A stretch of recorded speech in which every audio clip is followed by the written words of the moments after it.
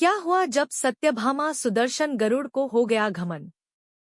श्री कृष्ण भगवान द्वारका में रानी सत्यभामा के साथ सिंहासन पर विराजमान थे। निकट ही गरुड़ और सुदर्शन चक्र भी बैठे हुए थे। तीनों के चेहरे पर दिव्य तेज झलक रहा था। बातों ही बातों में रानी सत्यभामा ने श्री कृष्ण से पूछा कि हे प्रभु, आपने त्रेता युग में राम के रूप में अवतार लिया था।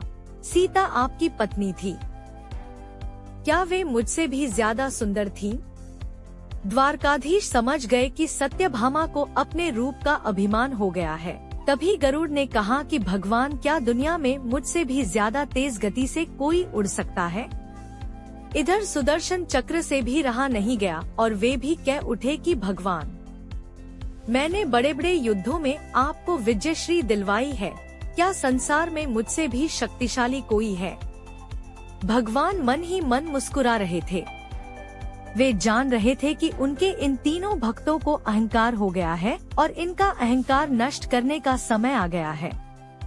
ऐसा सोचकर उन्होंने गरुड़ से कहा कि हे गरुड़, तुम हनुमान के पास जाओ और कहना कि भगवान राम माता सीता के साथ उनकी प्रतीक्षा कर रहे हैं। गरुड़ भगवान की आज्ञा लेकर हनुमान को लाने चले। इधर श्री कृष्ण ने सत्यभामा से कहा कि देवी, आप सीता के रूप में तैयार हो जाएं, और स्वयं द्वारकाधीश ने राम का रूप धारण कर लिया। मधुसूदन ने सुदर्शन चक्र को आज्ञा देते हुए कहा कि तुम महल के प्रवेश द्वार पर पहरा दो और ध्यान रहे कि मेरी आज्ञा के बिना महल में कोई प्रवेश न करे। भगवान की आज्ञा पाकर चक्र महल के प्रवेश द्वार पर तैनात हो गए।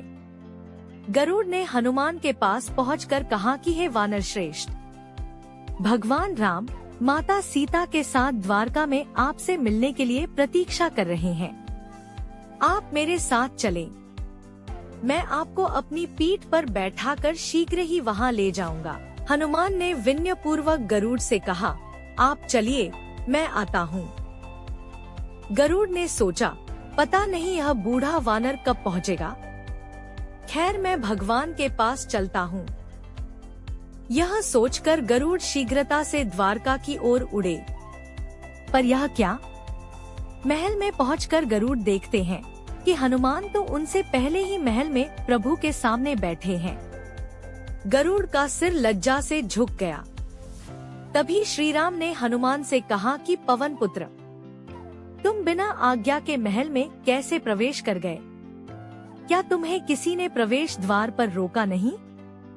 हनुमान ने हाथ जोड़ते हुए सिर झुकाकर अपने मुंह से सुदर्शन चक्र को निकालकर प्रभु के सामने रख दिया। हनुमान ने कहा कि प्रभु, आपसे मिलने से मुझे इस चक्र ने रोका था, इसलिए इसे मुंह में रख मैं आपसे मिलने आ गया। मुझे क्षमा करें। हनुमान ने हाथ जोड़ते हुए श्री राम से प्रश्न किया, हे प्रभु, आज आपने माता सीता के स्थान पर किस दासी को इतना सम्मान दे दिया कि वह आपके साथ सिंहासन पर विराजमान है? अब रानी सत्यभामा का अहंकार भंग होने की बारी थी। उन्हें सुंदरता का अहंकार था जो पल भर में चूर हो गया था। रानी सत्यभामा, सुदर्शन चक्र व गरुड़ जी तीनों का गर्व चूर चूर हो गया था। वे भगवान की लीला समझ रहे थे।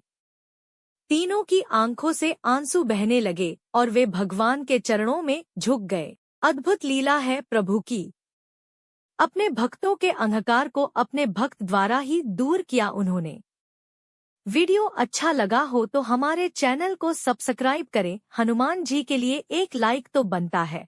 जीवन में कभी भी अहंकार नहीं करना चाहिए।